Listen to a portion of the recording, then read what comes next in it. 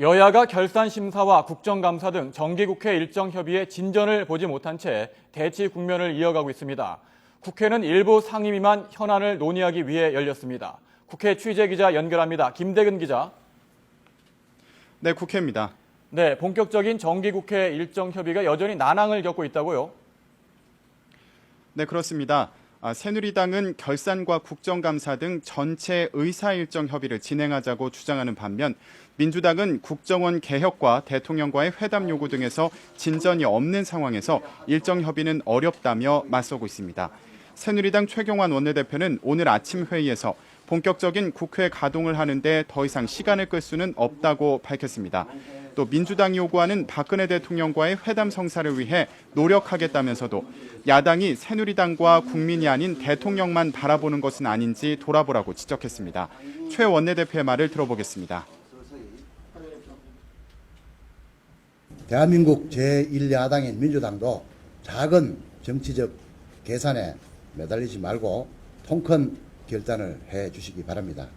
그간 민주당의 상대인 새누리당을 무시하고 있지는 않았나 돌아봐 주시기 바랍니다.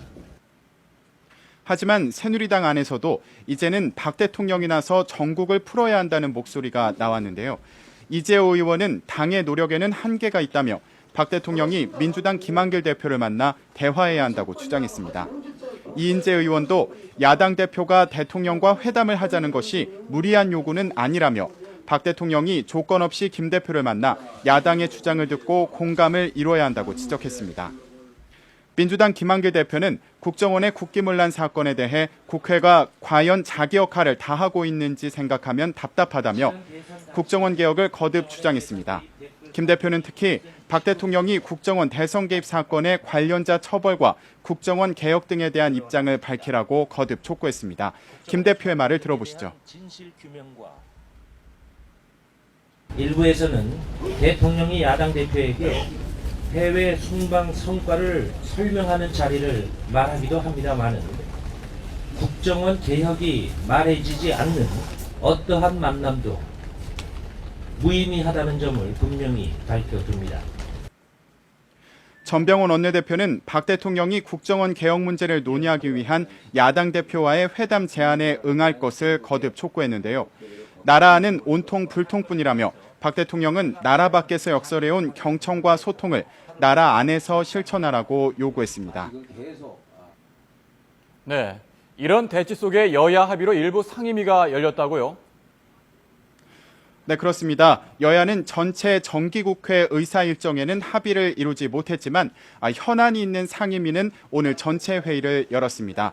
방사능 오염 논란을 빚고 있는 일본산 수산물 문제와 부동산 대책, 4대강 문제 등과 관련해 정부 보고를 받기 위해서인데요. 이에 따라 농림수산식품해양수산위원회와 국토교통위원회 전체 회의가 오늘 열렸습니다.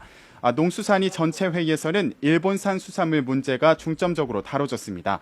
이 자리에서 윤진숙 해양수산부 장관은 방사능 오염 수산물은 과학적 관점에서 볼 때 현재로서는 별 문제가 없다고 밝혔습니다. 국토교통위에서는 전월세 대책이 화두에 올랐습니다. 서승환 국토교통부 장관은 전월세 상한제나 임대계약 갱신 청구권은 신중하게 접근해야 한다는 입장을 밝혔는데요.